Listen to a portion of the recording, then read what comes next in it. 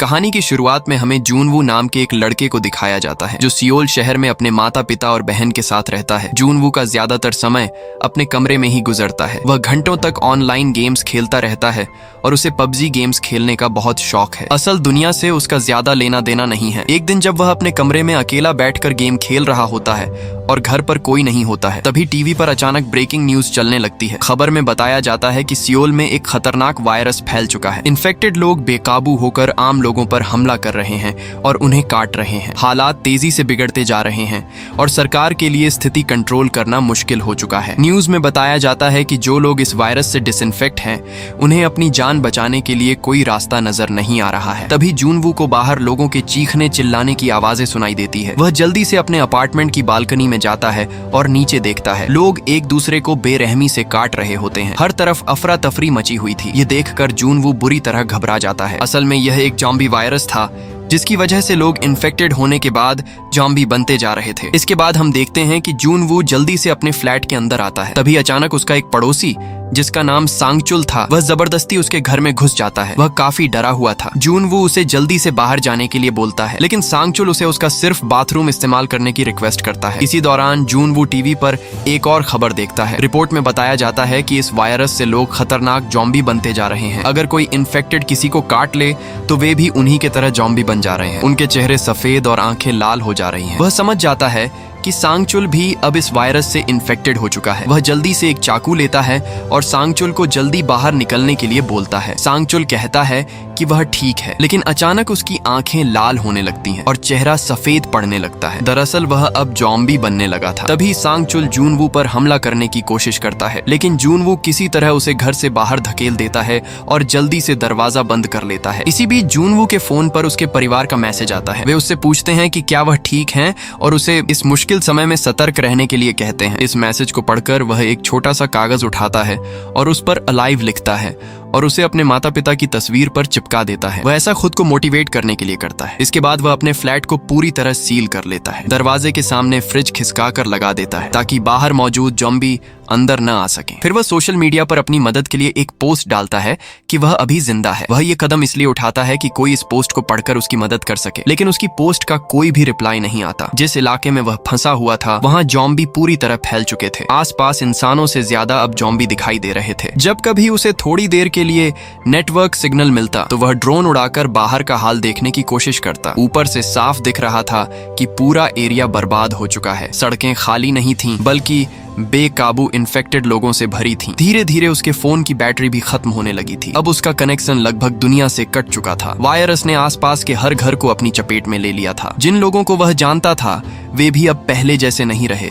सबसे डरावनी बात यह थी कि ये ज़ॉम्बी अपने डेली के काम को नहीं भूले थे। उनमें कुछ आदतें अब भी बची हुई थीं, जैसे कि वह देख सकते थे, आवाज सुन सकते थे, चल सकते थे। उनकी रोज की रूटीन दिमाग में अब भी याद थी। जो लोग पहले ऑफिस जाते थे वे इन्फेक्टेड होने के बाद भी ऑफिस जाते दिखाई देते थे। ये सब देखकर ऐसा लगता था कि मानो यह साधारण ज़ॉम्बी हमला नहीं बल्कि किसी नई तरह का खौफनाक रूप हो। कुछ देर बाद जूनवू को ख्याल आता है कि शायद वह रेडियो के जरिए बाहर की दुनिया तक अपनी हेल्प का मैसेज पहुंचा सकता है, लेकिन उसके फ्लैट में ऐसा कोई भी सेटअप मौजूद नहीं होता। दिन बीतते जाते हैं। हर गुजरते दिन के साथ वह कैमरा ऑन करके अपनी मदद के लिए वीडियो रिकॉर्ड करता कि कोई उसके वीडियो को देखकर उसका मदद कर सके। अब टेंशन की बात यह थी कि लंबे समय से घर में बंद रहने की वजह से उसका सामान खत्म होता जा रहा था। खाने की चीजें खत्म होती जा रही थीं, इंटरनेट बार बार कट रहा था और नेटवर्क लगभग गायब था। फिर एक रात बालकनी से झांकते हुए उसे नीचे एक पुलिस ऑफिसर नजर आती है। वह अकेले ही ज़ॉम्बी से लड़कर अपनी जान बचाने की कोशिश कर रही होती है। जूनवू यह सब अपनी आंखों से देख रहा होता है। हालात बिगड़ते देख वह शोर मचाकर ज़ॉम्बीज का ध्यान अपनी ओर खींचने की कोशिश करता है ताकि उस ऑफिसर को भागने का मौका मिल सके, लेकिन ज़ॉम्बीज उस ऑफिसर को मार देते हैं। जूनवू बस खामोश खड़ा ये सब देखता रह जाता है। तभी एक ज़ॉम्बी किसी तरह मेन डोर खोलने की कोशिश करता है और उसकी तरफ बढ़ने लगता है। हम देखते हैं कि जूनवू तुरंत दिमाग लगाता है और उस ज़ॉम्बी से बचने के लिए उसे चकमा देकर छत के रेलिंग से लटक जाता है। वह ज़ॉम्बी उसका पीछा करते हुए उसके पीछे भागता है और नीचे गिरकर मारा जाता है। जूनवू किसी तरह खुद को बचा लेता है, लेकिन खतरा टलने के बाद असली समस्या सामने आती है। घर के अंदर खाने पीने का सामान लगभग खत्म हो चुका है। वह मजबूरी में ड्रिंक पीकर अपनी भूख मिटाने की कोशिश करता है। शुरुआत में उसे अच्छा महसूस होता है, मगर धीरे धीरे कमजोरी उस पर हावी होने लगती है। तभी उसे अजीब अजीब चीजें दिखने लगती हैं। उसे महसूस होता है कि जैसे उसकी फैमिली वापस आ गई हो और घर में फिर से उसे वही पुराना माहौल महसूस होता है। लेकिन अगले ही पल उसे एहसास होता है कि ये सब एक सपना है। वह अब भी उन ज़ॉम्बीज़ के बीच फंसा हुआ है। तभी अचानक उसके फोन का नेटवर्क आ जाता है। उसी वक्त उसके फैमिली की तरफ से एक वॉइस मैसेज आता है। वह उसे सुनता है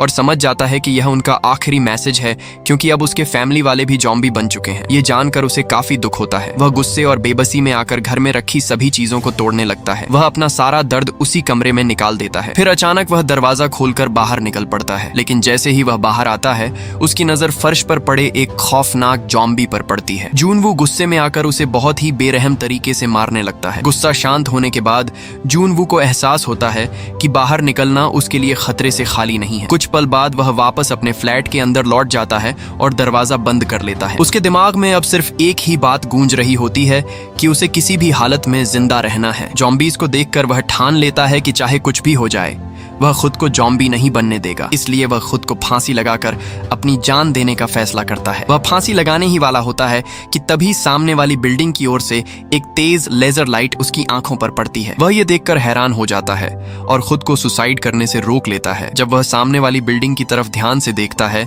तो उसे एहसास होता है कि वह अकेला नहीं है, बल्कि सामने की बिल्डिंग में कोई और भी जिंदा है। दरअसल वह एक लड़की होती है जिसका नाम किम यूबिन है। वह भी किसी तरह इन ज़ॉम्बीज़ से बचकर उस बिल्डिंग में अकेली फंसी होती है। वह दोनों एक दूसरे से सीधे बात नहीं कर सकते थे, इसलिए इशारों और रोशनी के संकेतों से वह एक दूसरे से बात करने की कोशिश करते हैं। हम देखते हैं कि यूबिन ने अपने मेन दरवाजे पर ज़ॉम्बीज़ से बचने के लिए एक ट्रैप लगा रखा है। उसी में एक ज़ॉम्बी फंसा हुआ तड़प रहा होता है। तभी मौका मिलते ही कि यूबिन उस ज़ॉम्बी को मार देती है। वह एक अच्छी लड़की थी, क्योंकि उसे खून खराबे से सख्त नफरत था। उसके चेहरे से साफ पता चलता है कि यह कदम उसने अपनी जान बचाने के लिए उठाया है। यूबिन नोटिस करती है कि जूनवू कई दिनों से ठीक से खाना नहीं खाया है। उसे मदद पहुंचाने के लिए यूबिन एक बैग में खाना रखती है और उसे एक बॉल की मदद से रस्सी से बांधकर सामने की बिल्डिंग की तरफ फेंकने की कोशिश करती है। लेकिन जिस बॉल के सहारे वह रस्सी फेंक रही होती है, वह नीचे सड़क पर जा गिरती है। लेकिन जूनवू तुरंत अपना ड्रोन बाहर भेजता है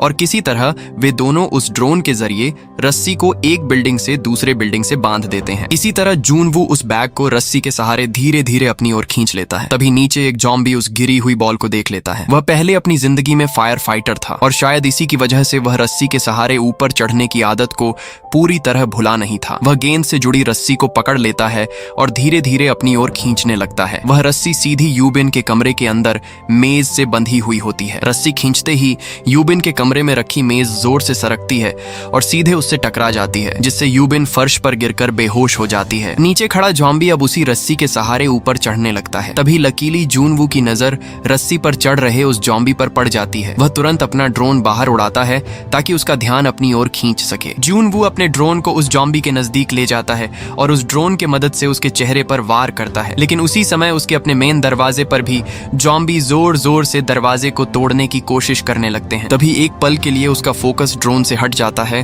और इसी मौके का फायदा उठाकर वह ज़ॉम्बी ड्रोन को पकड़ लेता है। लेकिन इसी दौरान यूबिन को भी होश आ जाता है। वह जल्दी से उठती है और पास पड़े एक कुल्हाड़ी से उस ज़ॉम्बी के हाथ को काट देती है, जिससे ज़ॉम्बी के हाथ से रेलिंग छूट जाता है और वह नीचे गिरकर मारा जाता है। आखिरकार जूनवू डिसाइड करता है कि अब सिर्फ इंतजार करने से काम नहीं चलेगा। उसे आसपास के खाली फ्लैट्स में जाकर खाना ढूंढना ही होगा। वह एक मरे हुए ज़ॉम्बी से चाबी लेता है और सामने वाले अपार्टमेंट का दरवाजा खोलकर अंदर चला जाता है। जूनवू को लगता है कि शायद इस अपार्टमेंट का मालिक वह ज़ॉम्बी है जिससे उसने चाबी लिया था। वह जल्दी से अंदर जाकर खाने पीने की चीजों को ढूंढने लगता है। तभी उसे किचन में खाने पीने की चीजें मिलती हैं। साथ ही एक वॉकी टॉकी, ईयरफोन और माउंटेन हाइकिंग का गियर भी रखा होता है। ये देखकर वह सोचने लगता है कि यहाँ रहने वाला आदमी शायद एडवेंचर का शौकीन रहा होगा। वह आगे बढ़कर बेडरूम में जाता है और वहाँ उसे एक महिला की लाश दिखाई देती है। तभी पीछे से उस अपार्टमेंट का मालिक, जो ज़ॉम्बी बन चुका होता है, अचानक जूनवू पर हमला कर देता है। किसी तरह जूनवू उस ज़ॉम्बी से खुद को छुड़ाता है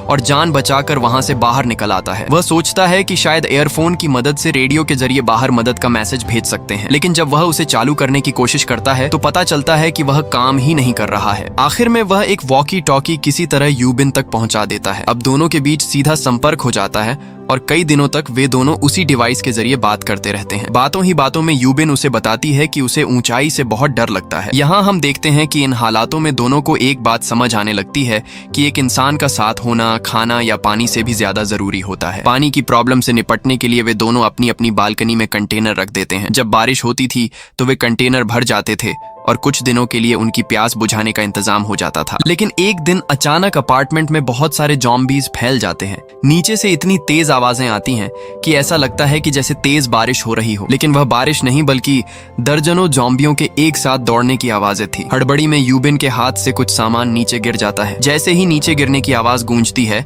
आसपास के सारे ज़ॉम्बी अचानक उसी के फ्लैट की ओर आने लगते हैं। ये देखकर जूनवू तुरंत एक तरकीब लगाता है और अपने फ्लैट की लैंडलाइन से यूबिन के बगल वाले खाली फ्लैट में कॉल कर देता है। फोन की तेज घंटी बजते ही सारे ज़ॉम्बी यूबिन के बगल वाली खाली फ्लैट की ओर चले जाते हैं। इससे साफ हो जाता है कि इन ज़ॉम्बीज की सुनने की पावर काफी तेज है। इसके बाद दोनों आपस में बात करते हैं। उन्हें एहसास हो जाता है कि अगर वे इसी तरह बंद रहकर इंतजार करते रहे तो धीरे धीरे सब खत्म हो जाएगा। तभी यूबिन उसे बताती है कि उसने उसकी बिल्डिंग की 8वीं मंजिल पर किसी भी ज़ॉम्बी को नहीं देखा है। शायद वहाँ कुछ समय के लिए सुरक्षित जगह मिल सकती है। वह कहती है कि हमें वहाँ तक पहुँचने की कोशिश करनी चाहिए। हो सकता है वहाँ खाने का सामान भी मिल जाए और हम जिंदा भी रह सकें। इसके बाद यूबिन एक रस्सी की मदद से नीचे उतरती है और जूनवू के बिल्डिंग की ओर भागती है, लेकिन ज़ॉम्बीज उसे देख लेते हैं और उस पर हमला कर देते हैं। यूबिन सभी ज़ॉम्बीज से लड़ते हुए और खुद को बचाते हुए आगे बढ़ती है, लेकिन एक ज़ॉम्बी उस पर हमला कर देता है और उसे नीचे गिरा देता है। वे यूबिन को मारने ही वाला होता है कि तभी जूनवू भी वहां आ जाता है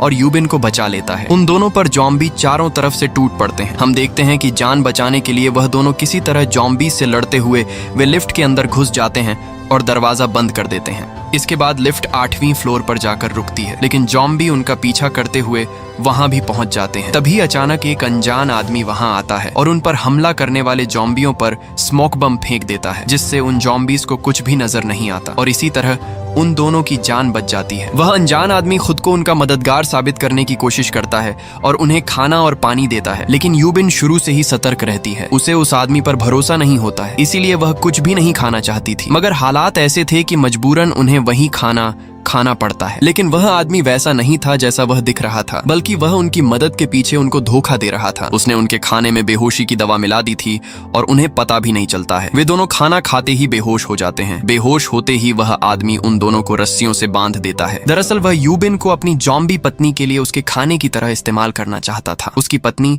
अब पूरी तरह ज़ॉम्बी बन चुकी थी और वह उसे इंसानी मांस खिलाकर जिंदा रखने की कोशिश कर रहा था। वह यूबिन को घसीटकर अपनी पत्नी के कमरे में फेंक देता है। इसी बीच जूनवू को होश आ जाता है और वह पास पड़ी बंदूक उठाकर उस आदमी को गन पॉइंट कर लेता है, लेकिन वह आदमी उसकी कोई बात सुनने को तैयार नहीं होता है। उधर कमरे के अंदर यूबिन समझदारी दिखाते हुए जल्दी से पास पड़ा कपड़ा उठाकर उस ज़ॉम्बी औरत के चेहरे पर डाल देती है, फिर उसे धक्का देकर उसके पति की तरफ धकेल देती है। वह औरत अपने ही पति पर टूट पड़ती है और उसे काट लेती है। अब यूबिन के पास कोई और रास्ता नहीं बचता। वह मजबूरी में उन दोनों को गोली मारकर खत्म कर देती है, लेकिन जैसे ही गोली चलती है उसकी आवाज पूरे फ्लोर में फैल जाती है और अगले ही पल सारे ज़ॉम्बी उस फ्लैट की ओर आने लगते हैं। तभी यूबिन जूनवू की तरफ देखती है और उससे कहती है कि तुम मुझे गोली मारकर शूट कर दो, क्योंकि ज़ॉम्बी बनने से अच्छा है कि मैं खुद को खत्म कर लूं। तभी दूर कहीं से उन्हें हेलीकॉप्टर की आवाज सुनाई देती है। वह दोनों ज़ॉम्बियों से लड़ते हुए बिल्डिंग की छत तक पहुंच जाते हैं, लेकिन ऊपर पहुंचने के बाद उन्हें कोई भी हेलीकॉप्टर नजर नहीं आता। मजबूरी में वे अपनी बची हुई गोलियां चलाते हैं और ज़ॉम्बीज को शूट करने लगते हैं। वह बचने के लिए भगवान से दुआ करते हैं। तभी अचानक सच में एक हेलीकॉप्टर वहां आ जाता है। आर्मी वाले उन ज़ॉम्बियों को गोली मारकर शूट कर देते हैं और उन दोनों को वहां से सुरक्षा पूर्वक निकाल लेते हैं। जैसे ही वे उस जगह से दूर जाते हैं